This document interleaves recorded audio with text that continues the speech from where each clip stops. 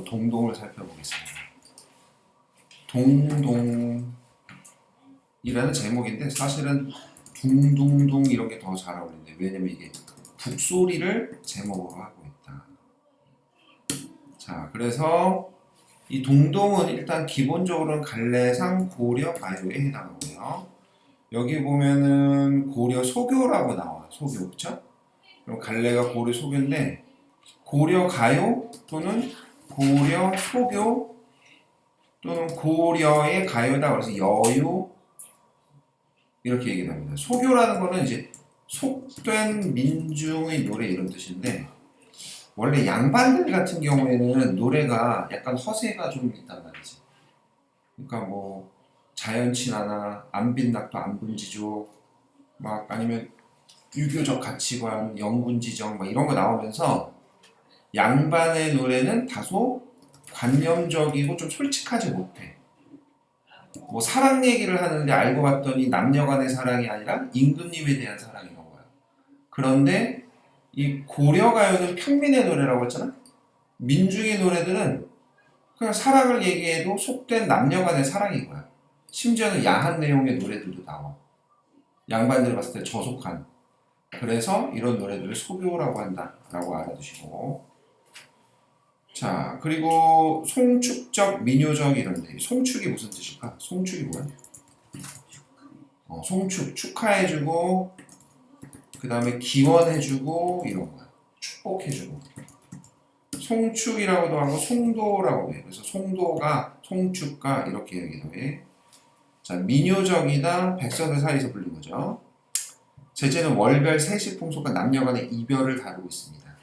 월별 세시풍속이라고 나오는 걸 보니까 이런 노래를 뭐라고 그러냐면 월령가라고 해요. 월령가. 자, 이 월령가의 효시로 볼 수 있어요. 시작이라고 볼 수 있다는 거야. 월령가 또는 월령체라는 게 지금 뭐냐? 매달 어떤 행사나 이벤트가 있는 거야. 그래서 뭐 이제 뭐 선생님 남자라 잘 모르지만 여자들 같은 경우에는 매달 한 번씩 이렇게 이제 월경이라는 걸 하지. 월경이라고 하는데 이 월경을 다른 말로 달거리라고도 해. 한 달에 한 번씩 한다 그래서 달거리체 이런 말을 쓰기도 해요. 달거리체 또는 월령체 또는 달거리체 이런 말 쓴다는 걸 알아두시고. 자, 이 월령체 노래 월령가의 특징은 뭐냐? 특징은 우리는 이제 4계절이 있는 나라잖아요. 각 계절에 어떤 매력이 있죠. 그리고 매 달마다의 그런 매력도 있어.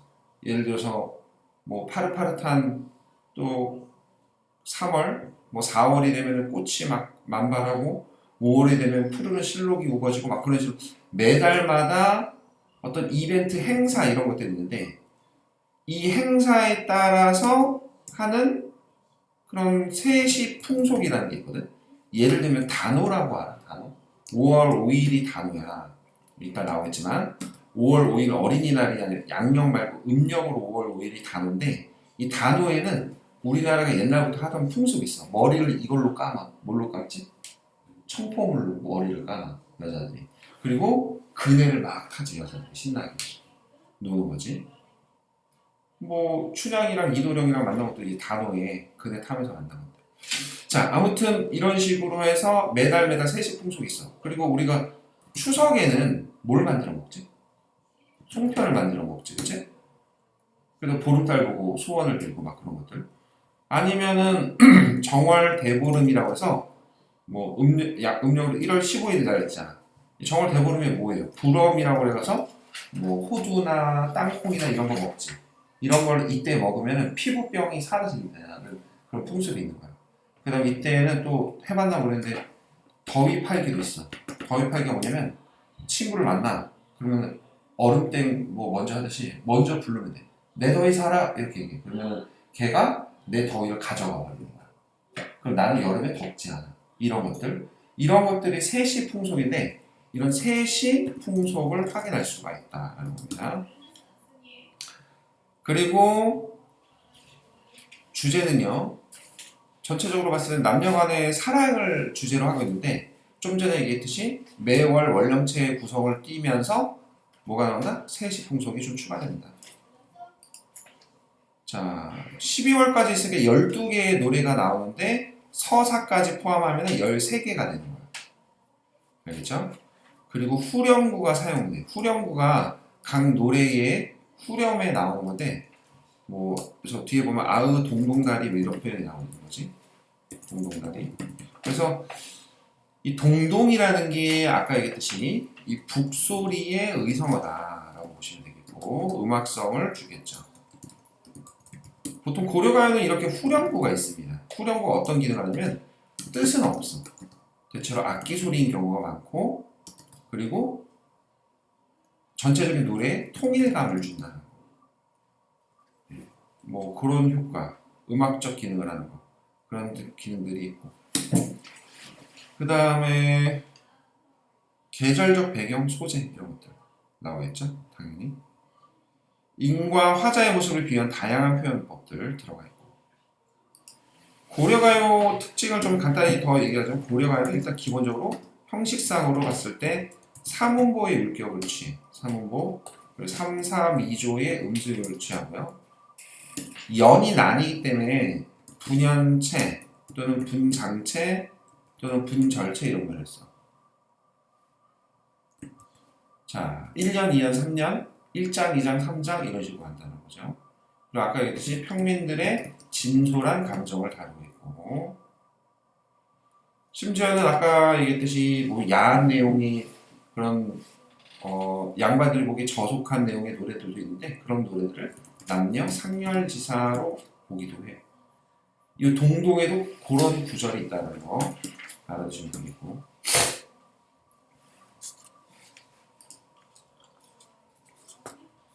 자 그러면 동동 노래를 살펴보는데 한 연씩 이제 보고 정리해 볼게요. 한 연씩 읽어볼까? 버그란 예. 한 연씩 읽어줘. 북은 인데 잡고 저기요 북이라 하네 나으라 나으라 오소이다. 네 그다음 자 덕이라는 것은 곤배에 바쳤고 신령님께 바치고 또는 앞에 뒷잔에 바치고 복은 앞잔에 바친다. 뭐 대고법 들어가 있죠? 그러니까 한마디로 뭐를 바친다고?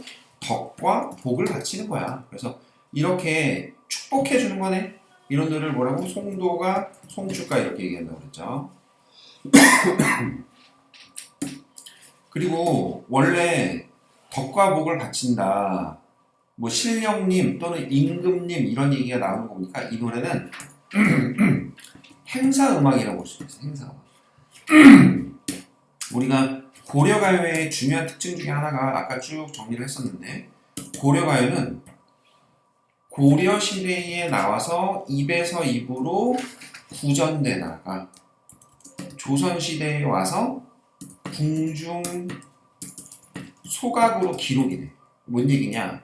국가 행사음악으로 기록이 된 거야. 애국가나 뭐 이런 노래 있잖아. 5.18 노래라든지 뭐 등등등 해서 그런 식으로 해서 국가 행사음악으로 기록이 돼. 그러니까 이런 부분이 추가가 됐다 이렇게 볼 수 있어.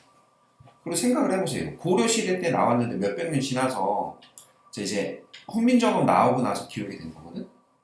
그러면은 몇백 년 지나서 기록이 되면 내용이 노래가 옛날 노래랑 똑같겠어? 좀 달라졌겠어?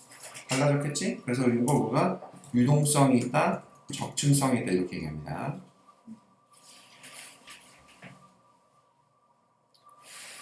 자, 그리고 노래가 전체적인 통일감이 없어. 그러니까 이랬다 저랬다 막 왔다 갔다 하는 그런 내용이 약간 섞여 있는 거죠. 왜 그러냐면 이게 기록이 되는 과정에서 막 섞이기도 하고 다른 노래가 막 그런 거야. 그러니까 전체적인 통일감이 부족하다라는 거 알아두세요.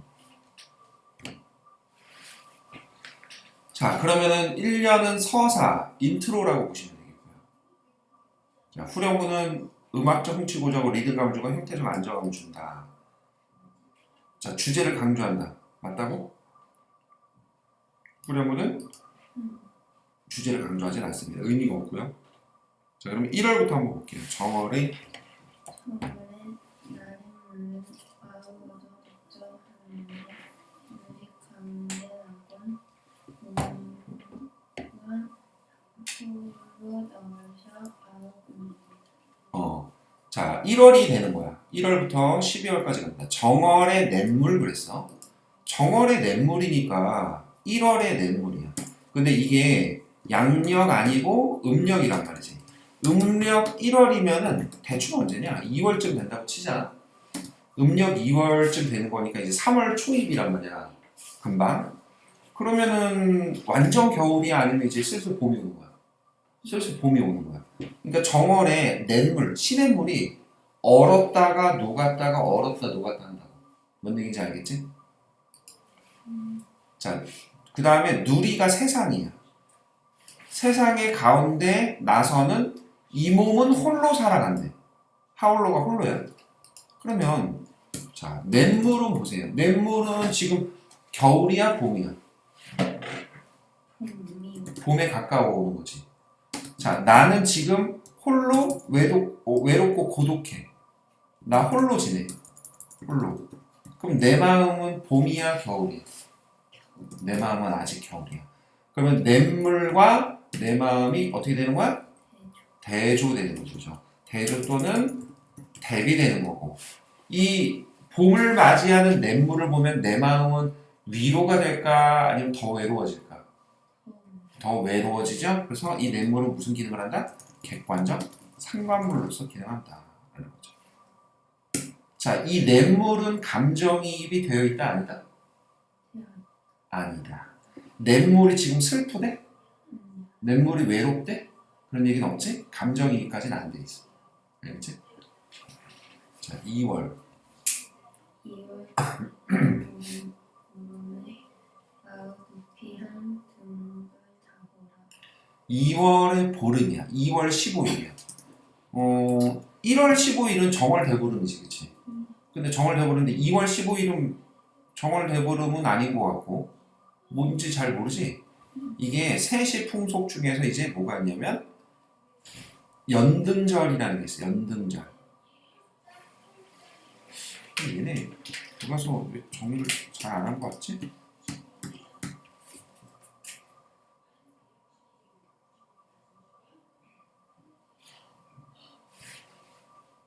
2월 15일이 연등절이라고 해서 우리 5월에 되면 부처님 오신 날 있는 거 알잖아.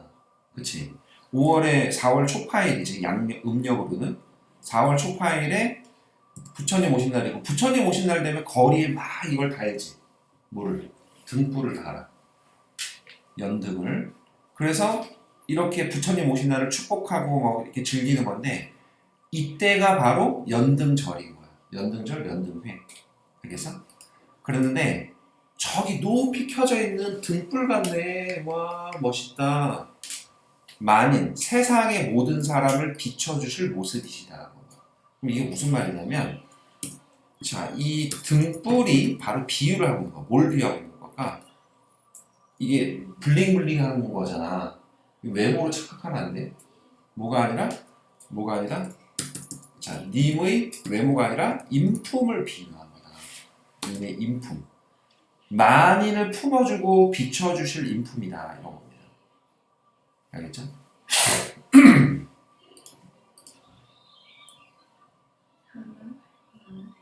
사월 나면 개한. 개한 핀. 아우 완충 들어를 지어 인내 남이 남이 불을 을 디냐하셨다. 3월이 되면서 개한, 열린, 핀 이런 거야. 아으는 감탄사인데 이렇게 아으 이렇게 감탄사를 넣어준 건데, 이런 아으 같은 거를 뭐냐면 중간에 끼어드는 감탄사다. 그래서 여응구 또는 조흥구라고 해. 여응구, 조흥구. 알겠지?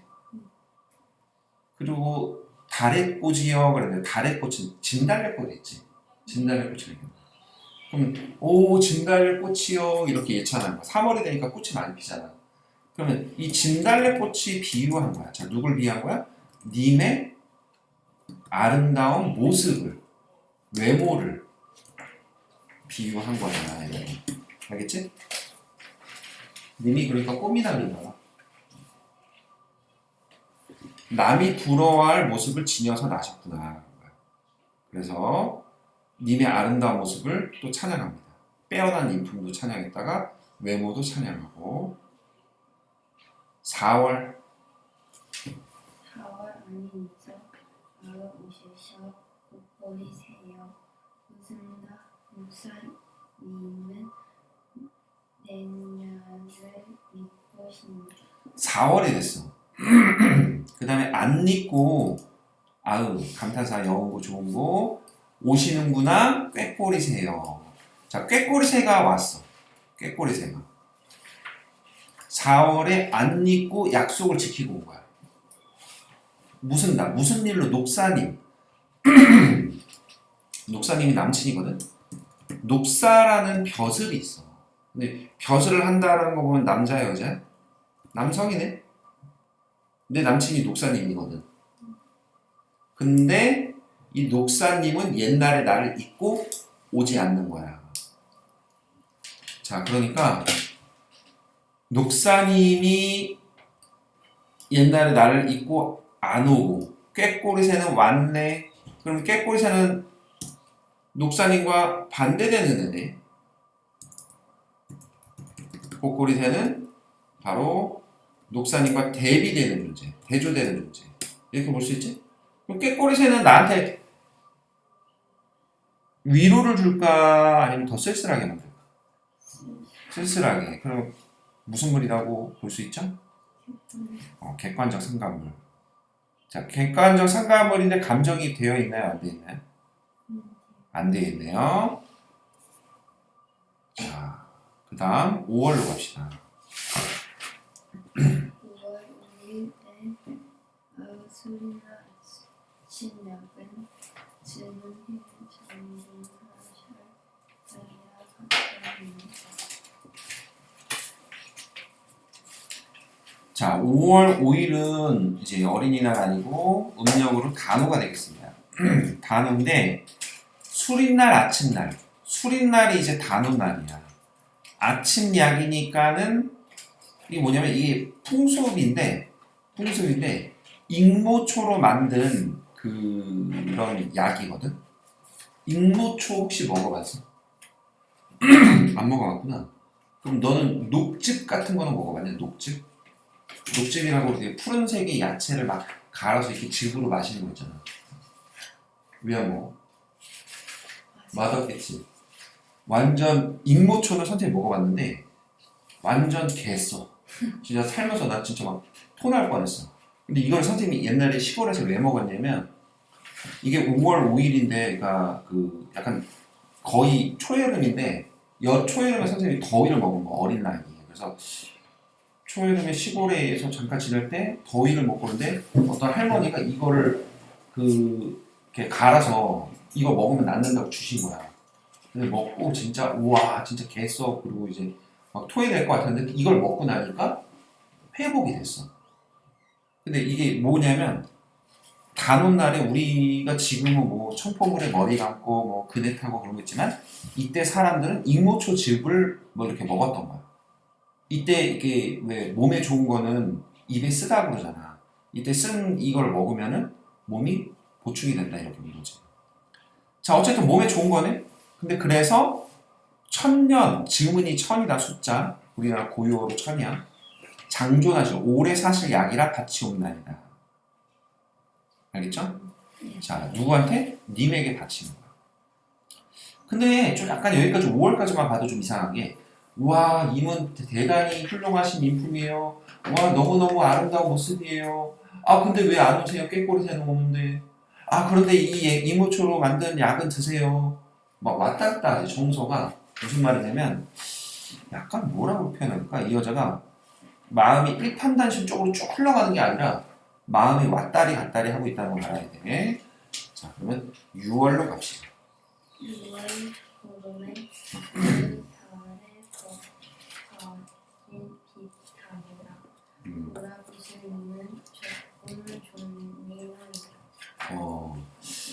자, 그러면 이제 6월의 보름이야. 6월 15일이에요. 무슨 날이죠? 6월 15일은 현충일인가요? 네, 6월 보름을 유두일이라고 얘기하는데 이 유두일이 옛날에 또 무슨 풍습이 있었던 거야. 세시 풍속. 아의 감탄사자가 있고 별에는 벼랑에 버려진 빛 같구나. 자, 그러면 아까 님을 비유한 모습 진달래꽃도 있었고 그 다음 뭐가 있었죠? 등불도 있었잖아. 그치? 이거 님을 비유한 모습이야. 그러면 화자를 비유한 모습인데 뭐가 있냐면 버려진 빛 같다 이런 겁니다. 뭐뭐 답다, 뭐뭐 같다. 그래서 지규법, 비유 이런 거 들어가 있습니다. 그럼 버려진 빛 이게 무슨 말이냐면 이런 거야. 6월 15일에 요새 좀 어떠냐 컨디션이 괜찮아? 아니면 좀 어깨가 무거워? 피곤해? 그러지 않아?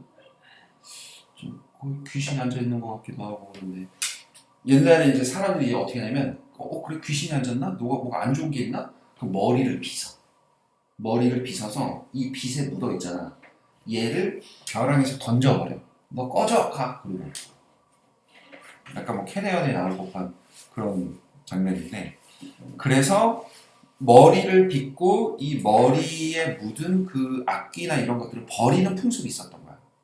근데 이게 어떤 거를 의미하냐면 쓰고 버려지는 처지가 되는 거야. 쓰고 버려지는 처지. 그러니까는 나는 여자잖아. 화자가 여성이라고 그래. 왜냐면 아까 녹사님이랑 사귀지. 녹사님은 남성이지. 동성애자가 아니라면 녹사님을 사랑하는 기다리는 나는 뭐가 되고 화자가 여성이라고 그래. 그런데 이게 참 뭐라 그럴까 자, 그 뭐 그냥 편하게 얘기하자면 이런 거야. 귀한 딸을 막 낳았어. 예쁜 여자를 낳았는데 근데 이 남자친구를 못된 놈을 만났네. 이 남자친구 못된 놈이 내 귀한 딸을 이렇게 건드리고 책임도 안 지는 거야. 버려진 처지가 된 거야. 그런 거라고 생각하는 거야. 그러니까 내가 버려진 처지 같다는 그런 거지. 약간 남친이 약간 먹튀하고 버린 것처럼 이렇게 나쁜 놈이라는 거지. 그러니까 여기는 남친에 대한 약간의 원망과 슬픔이 들어가 있는 거야. 내가 버려진 처지 같구나. 한 번 쓰고 버리는 빚이야 내가? 이렇게 생각을 하는 거지. 근데도 슬픈 거 뭐냐? 근데 돌아볼지도 모르니까 조금이라도 따르겠습니다. 이거. 나는 아직 당신을 포기하지 않을래요. 따라갈래 이런 거. 아직 못 잊었어요 여자는. 자 유두일이고요. 자 7월. 7월 보름에 아의 백종대야 하늘에 듣고 이는 여가져 오늘 비옥너이다. 자 7월 보름을 이제 모르면 백중일이라고 해요. 백중일. 백중 또는 백종이라고 하는데 음력으로 8월 15일이 언제야? 음력 광복절 하지 말고 음력으로 8월 15일이 추석이야. 추석 또는 한가위라고 한가위 그지? 뒤에 보면 나올 거야. 그런데 음력 8월 15일이 추석이야. 민족 최대 명절이야. 더도 말고 덜도 말고 한가위만 같아라 이런 말이 있을 정도야. 설날이 민족 최대 명절이 아니라 한가위가 민족 최대 명절이야. 그런데 7월 15일이면은 왜냐면 이때 먹을 게 많거든. 8월 15일에 이때 햅쌀도 나지 과일도 막 많이 익었지. 그러니까 좋은데 그런데 7월 15일은 추석만큼은 아닌데 그래도 꽤나 먹을 거 많고 좋은 추석이야. 그러니까 크리스마스 이브 같이 약간 미리 땡겨 하는 추석이라고 보면 돼. 그럼 이때도 뭘 하냐면 백종일이라고 해가지고 여러 한상을 크게 차려놓는 거야. 그리고 소원을 빌고 막 기원하고 그러는 거야. 그러니까 추석의 미니 버전이라고 보면 돼. 자, 근데 나는 소원을 뭘 빌냐? 님을 한 배 되어거든. 님과 한 곳에 있고 싶습니다. 라는 소원을 빌고 있다. 알겠죠? 여전히 사랑하네? 뜨겁네? 자, 그래서 님과 함께 지내고 싶은 소망이고요. 8월로 갑시다. 8월 보름에 아의 갑에 날이 많은 날이 많은 이웃 내셔놓고 오늘날 가베 8월의 보름 민족 최대 명절이라고. 근데 갑의 날이 됐지만 님을 모셔야지 오늘날 갑에 잤다. 그러니까 나는 너가 없으면 추석도 추석 같지가 않아. 쓸쓸해 라는 내용이에요. 그래서 쓸쓸함을 드러내는 연이 되겠고요. 님의 부재를 확인하고 있습니다. 자, 9월 9월 9일에 아우야기라 먹는 향을 오지 않을 테니 세셔 가난하니 9월 9일 중양절이라고 합니다. 중양절. 9월 9일인데 이때는 또 어떤 풍습이 있냐면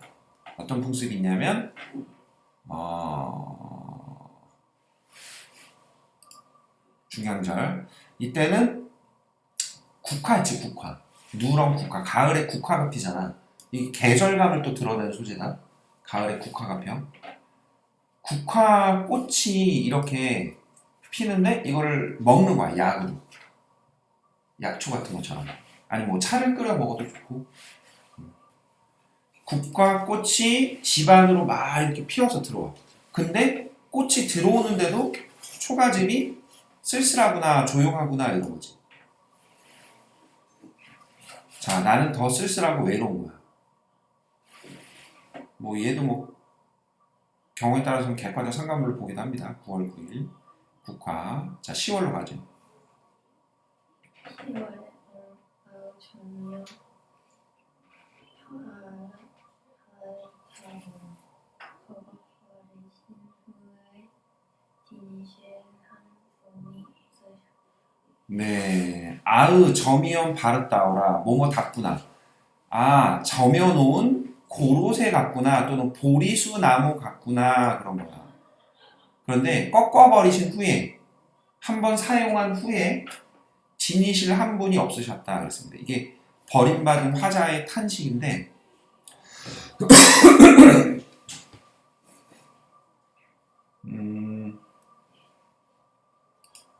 오해는 하지 마시고 옛날에는 지금이야 뭐 성적 자기 결정권도 있고 남성이나 여성이나 어떤 정조관념 이런 것들이 거의 사라진 세상이기 때문에 간통죄도 폐지됐고 그래서 자유 연애할 수 있어. 너도 남자친구 많이 만나봐. 많이 만나봐야지 좋은 남자 보는 눈이 생기거든. 그런데 옛날에는 어떤 게 있었냐면 저 여자는 누구랑 사귀었었대. 아우 저 여자 그러면 이제 뭐 처녀도 아니겠네. 뭐 저 여자는 근데 남자 경험 있는 여자야. 그렇게 하고 쳐다도 안 본다는 그런 게 있는 거야. 여성에 대한 어떤 정조관념 이런 게 강해서. 그래서 자기가 한번 버려진 후에 자기를 찾는 사람이 없다. 버림받았다. 거기에 대해서 탄식을 하고 있다라고 보시면 됩니다. 알겠죠? 요새는 그런 거 아니니까 걱정 안 하셔도 되고요.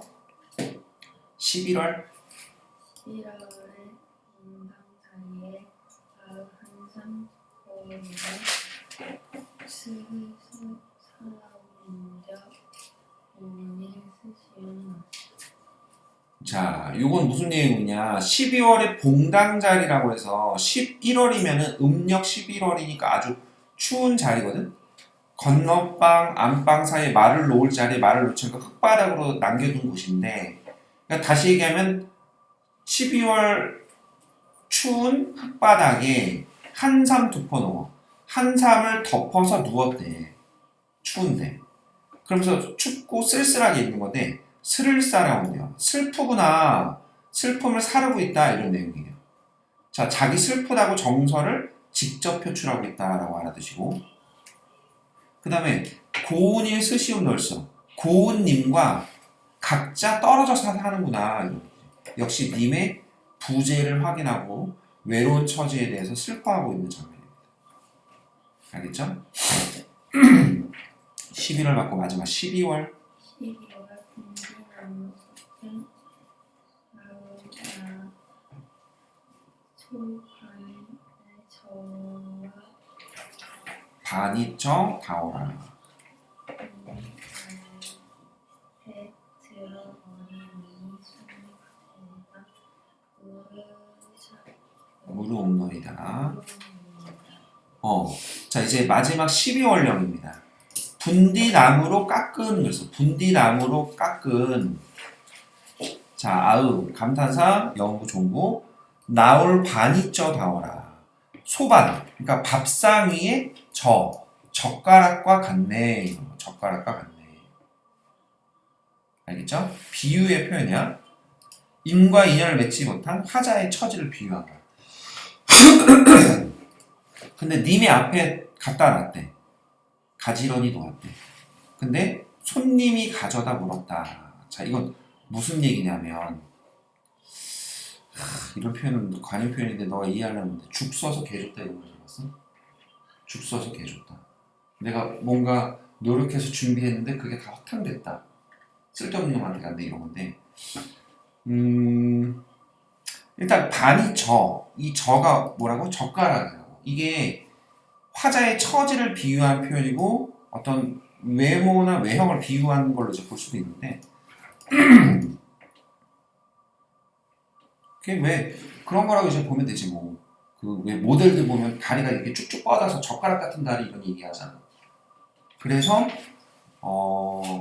뭐랄까 이 반이 저가 여성의 어떤 신체 중에서 뭐 다리나 뭐 이런 걸 비유하기도 해 그런데 젓가락을 아유 맛있게 드세요 이렇게 갖다 놨어 근데 손님이 가져다 물었어 그러면 님한테 맛있게 드세요 이렇게 젓가락을 받쳐놨는데 손님이 가져다 물었다 이건 뭐냐면 내가 준비한 거는 내 남친을 위해서인데 다른 놈이 가져가 버렸다 이런 얘기가 되는 거야 그래서 이 부부는 딴 남자를 만나게 됐다 이렇게 볼 수 있는 거야 딴 남자를 만나겠다 그런 운명 이런 걸 한탄하는 거고 그 다음에 아까 고려가요는 양반들이 보기에 아우 내용 저질이야 왜 이렇게 저속해 뭐 이렇게 얘기하기를 한다고 했지 그런 거 뭐라고? 남녀 상렬지사라고 얘기했어 근데 그런 부분이 요런 부분에서 비판을 받게 돼 그러니까 이 노래는 너무 저속해 아니 뭐 남자 여자 그런 모습을 묘사하고 이렇게 하면 너무 저질이네 이렇게 표현하긴 한다 그래서 남녀 상렬지사적인 측면은 12월 0에서 좀 나오기도 한다 근데 이걸 우리가 봤을 때는 이게 무슨 키스신도 아니고 배드신도 아니고 그렇잖아? 근데 양반들 보기에 그렇게 느꼈다는 거고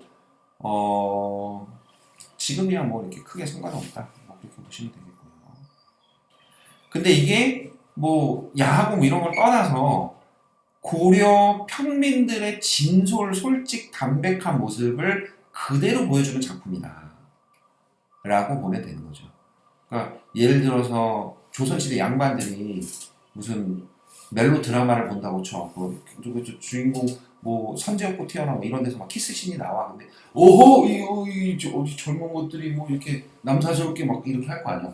그런 입장에서 그런 거지. 평민들의 입장에서는 이건 지극히 사실적이고 그런 노래다. 그리고 진솔한 노래다. 이렇게 보시면 될 것 같아요. 그래서 고려 소교, 송축가, 송도가의 성격을 지니면서 원령체 작품의 효시로 꼽히고 있는 동동이라는 작품 같이 보셨고 해석이 좀 어려워서 해석 조심해야 돼. 해석 여러 번 봐야 되고 아마 시험에도 이 해석본 안 나오고 원문 줄 테니까 알겠지? 고3들도 한두 번 봤는데도 불구하고 모의고사에서 나오면 해석이 안 돼서 이게 뭐였지? 이런 애들 많아. 그래서 내신이니까 열심히 잘 공부하시고요.